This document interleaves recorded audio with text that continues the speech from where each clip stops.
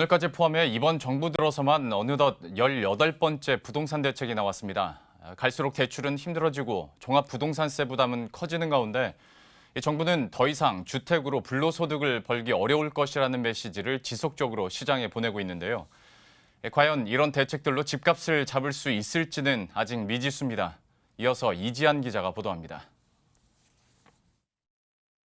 내일부터 시가 15억 원을 넘는 아파트는 주택담보대출이 전면 금지됩니다. 또 9억 원 이상의 아파트는 주택담보 인정 비율인 LTV가 기존 40%에서 20%로 대출액이 절반으로 깎입니다. 대출 규제도 규제에 포함됐습니다. 전세를 끼고 집을 사는 갭 투자가 늘고 있는 만큼 전세 대출을 받은 차주가 9억 원 초과 주택을 매입하거나 2주택 이상을 보유하게 될 경우에는 대출이 회수됩니다. 갭투자 자금 조달이 원천 차단되면서 전세 대출을 이용한 주택 매매 추세는 줄어들 것으로 전망되고 있습니다. 지난해 이미 한 차례 올렸던 종합부동산세도 상향 조정됩니다. 종부세는 현행 0.5에서 3.2%에서 0.6에서 4%로 인상되고 2주택자의 세부담 상한선은 200%에서 300%로 늘었습니다. 지난해에 냈던 보유세에 3배까지 세금이 늘어날 수 있다는 의미입니다.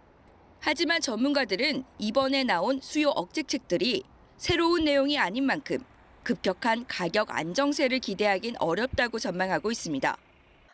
이번에 나온 대책은 지난해 있었던 9.13 대책이나 그 전에 있었던 8.2 대책처럼 새로운 것들이 아니고 있었던 것들을 다시 조금 더 강화한 거기 때문에 그 당시에 나왔었을 때 주택 가격이 급격히 우하향했던 것 같은 그런 가격 하락 효과들은 크게 나타나지 않을 것 같습니다.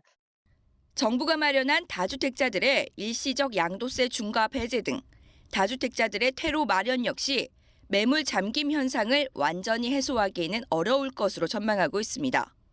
최근 다주택자들이 집중하고 있는 것은 증여 등 절세기 때문입니다. 이번 부동산 대책의 시행 초기에는 수요자의 추격 매수가 줄면서 가격 상승세가 둔화될 수 있겠으나 결과적으로는 다주택자들이 집을 팔기 어려운 환경을 조성하게 되어 약 6개월 후부터는 매물 잠김 현상에 따른 집값 상승이 다시 재현될 것으로 전망됩니다. 주택시장 불안이 계속되면 내년에 더 강력한 대책을 마련하겠다는 정부. 하지만 전문가들은 규제가 아닌 꾸준한 공급의 해답이 있다고 조언하고 있습니다. 머니투데이 방송 이지안입니다.